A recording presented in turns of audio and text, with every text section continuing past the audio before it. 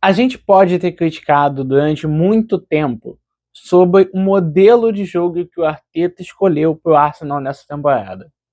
E muito mais do que o modelo de jogo, e aí eu já me coloco nessa crítica, é a execução que o Arsenal teve nessa segunda metade, ou melhor dizendo, a partir dali de fevereiro de 2026. Mas não dá para tirar o mérito de quem, depois de 20 anos, volta a disputar uma final de Liga dos Campeões. Bom, meu povo, eu tô gravando esse vídeo logo no fim de Arsenal e Atlético de Madrid, então, assim, é sem muita repercussão, é o que tá na memória. O jogo literalmente acabou de acabar, o Arsenal acabou de assegurar a sua ida para uma final de Champions depois de muito tempo, né? Essas semifinais que era dos sonhos, que você tinha dois clubes que nunca tinham se classificado, melhor dizendo, nunca tinham vencido uma Liga dos Campeões da Europa, nela o Arsenal avança e o Arsenal passa a sonhar com o seu primeiro título. Lembrando que esse último que eu falei de 2006, essa última final, foi contra o Barcelona, quando o Arsenal perdeu pelo placar de 2-1, uma virada que deixa muito torcedor do norte de Londres ainda triste. Mas bem, vamos falar do jogo? Eu quero só dar um detalhe aqui, antes de pedir o seu like, a sua inscrição, enfim. É, esse vídeo é mais sobre o jogo, tá? Mais pra frente eu vou fazer de fato uma prévia da final, já sabendo se vai Bayern de Munique ou se vai PSG, falar um pouco mais do retrospecto do Arsenal. Enfim, esse vídeo é muito mais sobre o jogo de hoje, ok? Então vamos embora, porque não teve muita coisa na bola rolando em si, mas tiveram alguns fatores que já se ameaçava que seria um jogo interessante antes mesmo da bola rolar. Dúvida tínhamos pelos dois clubes, tá? O Arsenal, você tinha uma especulação se o Odegaard conseguiria jogar ou não. E do lado do Atlético de Madrid, o Giuliano, filho do Simeone, que tinha sofrido uma pancada no jogo de ida e tinha sido substituído. Mas, quando saiu a escalação, as mudanças até foram num caminho contrário dessas dúvidas primárias. Vamos lá. O Arsenal foi com Calafiori titular dessa vez, não com Nkapie. No meio de campo, uma coisa que eu não entendi, inclusive até agora, que o Arsenal já se classificou, foi a entrada do Lewis Skelly no lugar do Zubimendi. Me estranhou porque o Zubimendi e o Rice foram titulares a temporada inteira. E o Lewis Skelly acabou de fazer a sua primeira partida como titular na temporada, agora contra o Fulham, jogando no meio de campo. Então, eu não entendi se foi por uma questão de cansaço, se foi para poupar o Zubimendi para a Premier League, se o Arteta entendeu que realmente faria mais sentido, não sei. Mas eu não entendi essa substituição, ainda assim não vou dizer que deu errado. E no ataque, um time diferente do que tinha acontecido no jogo de ida. O Eze começou a titular, Saka de um lado, o Trossard de outro e o Gyökeres centralizado. Ou seja, o Martinelli acabou sendo cortado dessa partida. Já do lado do Atlético de Madrid, a gente imaginava uma mudança, que foi o que o Simeone fez no jogo de ida para o segundo tempo, que era colocar o Lenormand como titular e empurrar o Pubil para a lateral direita, colocando Ranco e Lenormand na zaga. O Giuliano acabou jogando, acabou começando a titular, e o Llorente também atuando ali na faixa do meio de campo. Então, feitas essas questões na escalação, de tudo que se envolvia no pré-jogo, né? Bola rolou e o Arsenal começou bem melhor. O Arsenal começou tendo a posse de bola, buscando atacar. Eu até preciso dar essa nota aqui. O Arsenal, desde o jogo contra o City na Premier League, tem melhorado, tá? Quando eu tive que criticar, eu critiquei bastante. Mas se a gente fizer esse recorte dos dois jogos contra o Atlético, a própria partida contra o Fulham na Premier League, a partida contra o City, a gente vê um Arsenal bem melhor do que a gente estava vendo até um tempo atrás.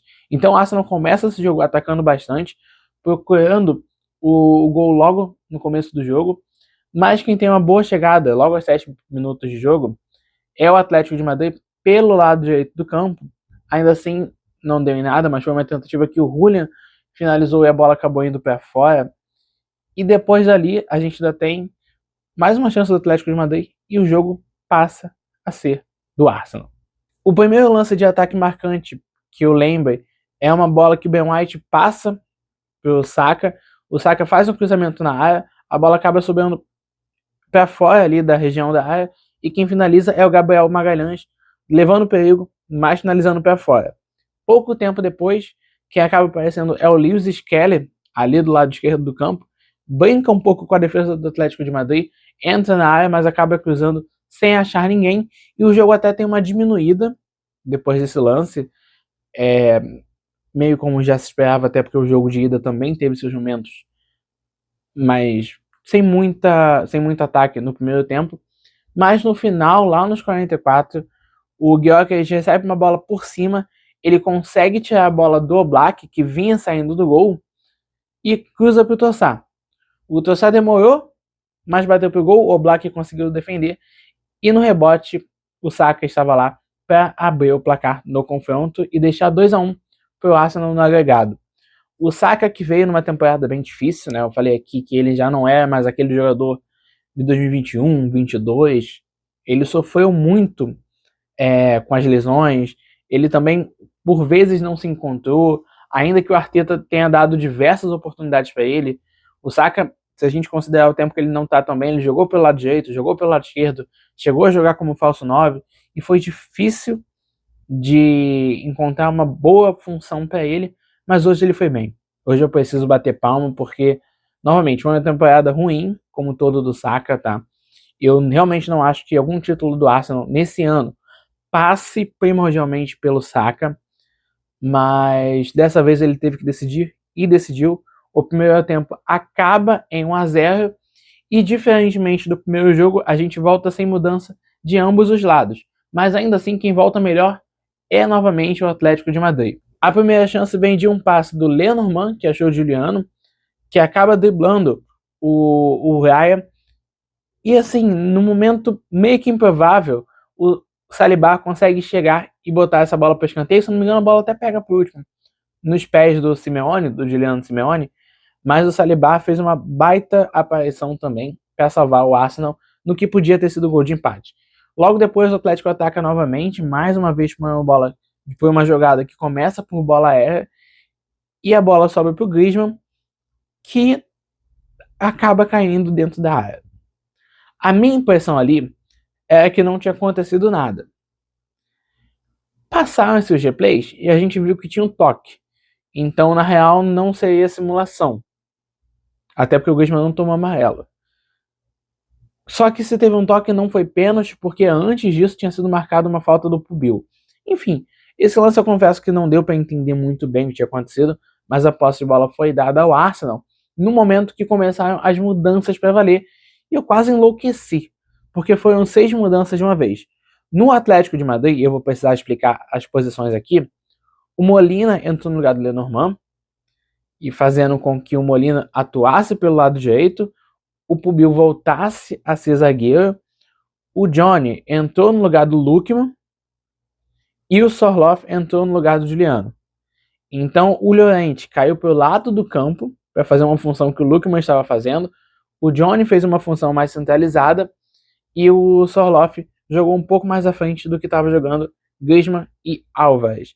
No Arsenal, as mudanças foram mais simples de entender.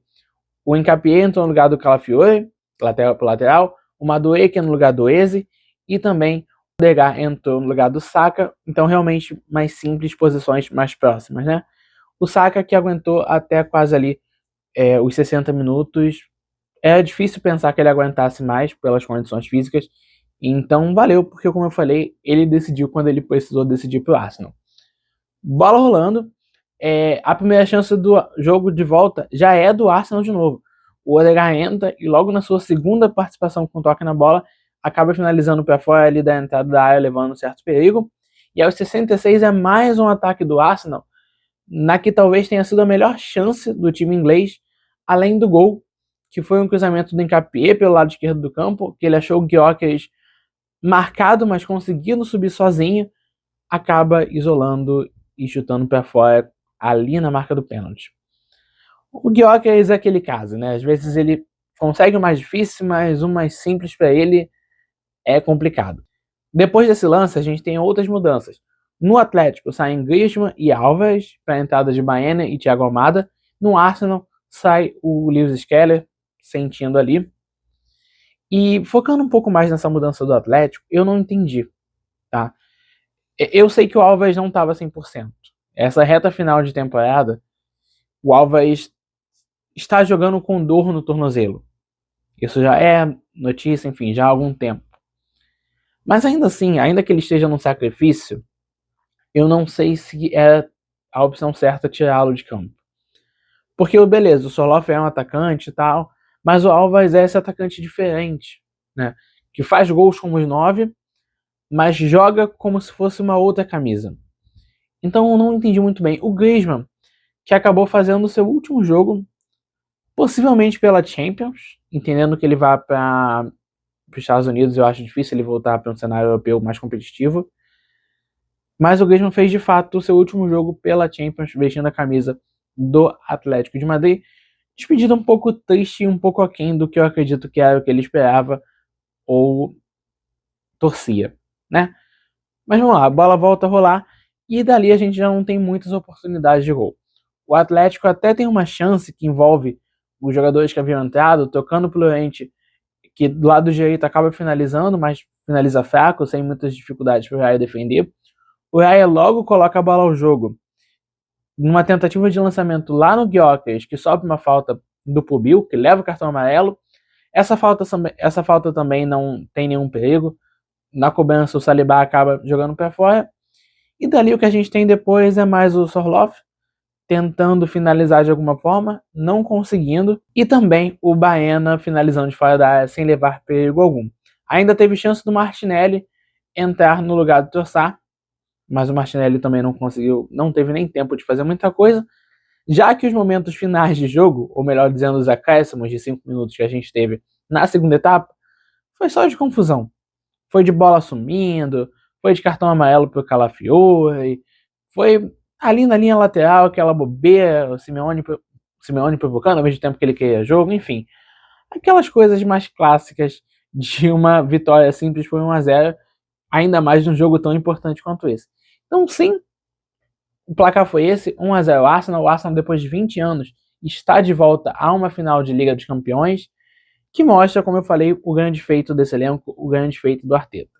A gente pode criticar, e eu sou um dos que realmente critica, não o modelo de jogo, mas a execução do jogo do Arsenal, principalmente nessa segunda metade de temporada, perdão.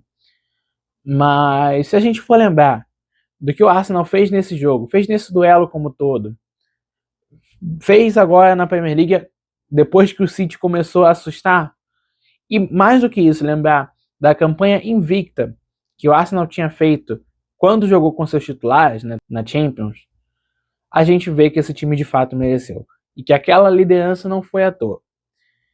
Para o Atlético de Madrid, é um final triste, né? Porque é um quarto lugar na La Liga, onde o Atlético praticamente não brigou muito para ser terceiro e nem sofreu para talvez terminar em quinto.